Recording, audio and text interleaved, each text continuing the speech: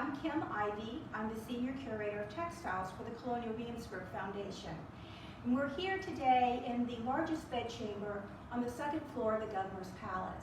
This bedchamber would have served as the bedchamber for Governor Dunmore's eldest daughters, and it also could have served as a state bedchamber for visiting dignitaries. And thus the bedchamber would have been a reflection of the status and of the wealth of the royal governor. One artifact that really does say status and wealth is a well-outfitted bed, such as the one I'm standing next to. This particular bedstead is outfitted with more than 40 yards of textile. And notice that I use the term bedstead. Bedstead refers to the wooden part of your bed, such as the wooden post here, which I am showing you.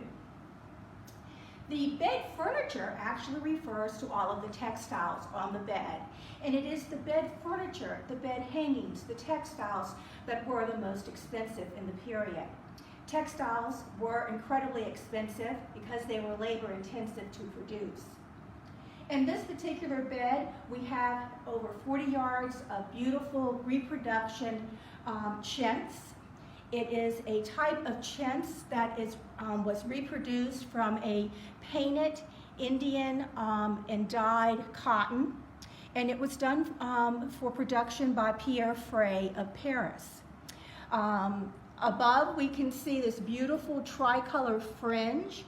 There is over 53 yards, or there are over 53 yards of fringe. And then up above that, we can see a beautiful silk tape. 20 yards of that was used in outfitting this particular bed.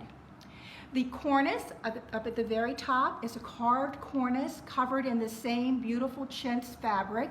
It was covered in our upholstery lab by Leroy Graves, our upholsterer. Beth Gearhold, a former textile furnishing specialist, helped us with the bed hangings. Tara Shakurta, Chris Swan, and Albert Scutans, as well as Linda Bumgarden and various volunteers, also helped with the construction of these bed hangings. Beth Gearhold tells me that over 106 yards of hand stitching are in this set of bed hangings.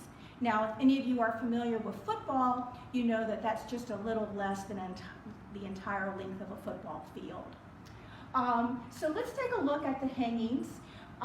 The curtains are straight hanging curtains. There were 6 of them that could have totally enclosed the sleeper in the bed. This would have helped with a certain amount of privacy.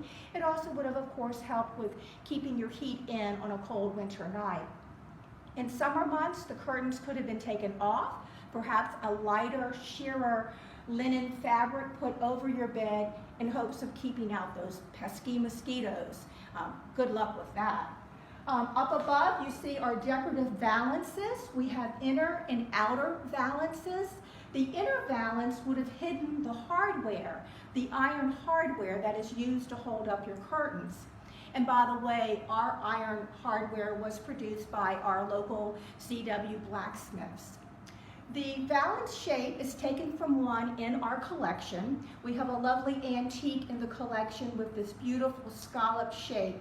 And in the antique, up at the very top, there is a decorative tape that can be folded back to hide the nail heads of where the valance was actually nailed onto the bedstead.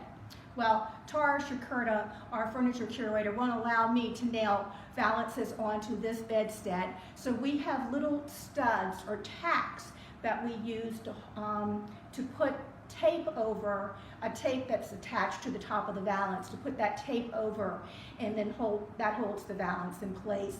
And then the decorative green silk tape covers up that functioning tape. So we have the curtains, the headcloth in the very back that would have been over your headboard, because keep in mind it's your fabric that you want to show. It is the most expensive item here. And then down at the bottom, we had base valances, similar to our dust ruffle or bed skirt of today. Only in the 18th century, a base valance would have been nailed in place. Now here again, we are not nailing our valances in place, but you can see that we have a very coarse tape here and it just fits over these little nail heads or studs, very similar to how we are doing the top valances. And while I've got this coverlet folded back, you can see our mattress here, or our feather bed. The very best beds would have had a hair mattress and then a feather bed on top of that.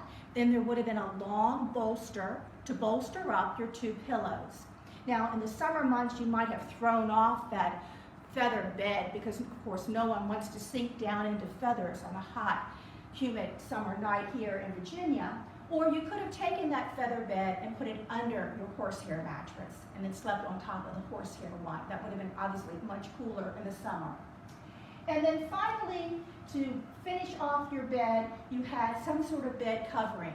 In this instance, we have a white quilt, and it's reflecting the inventory of Governor Botetourt, the 1770 inventory of Governor Botetourt, listed for this room, chintz bed curtains, and a white quilt. This particular white quilt is of a type known as Marseille, for the port city of Marseille, France, where a number of this type of quilt were exported. It is a quilt that is woven on the loom, so it is not hand quilting. It's woven on the loom in a technique known as double cloth.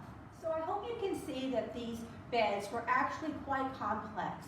These horizontal thrones really did reflect status, wealth, and fashion. And just as our own beds today have comfort and reflect our fashions of the time, so did the beds of the 18th century.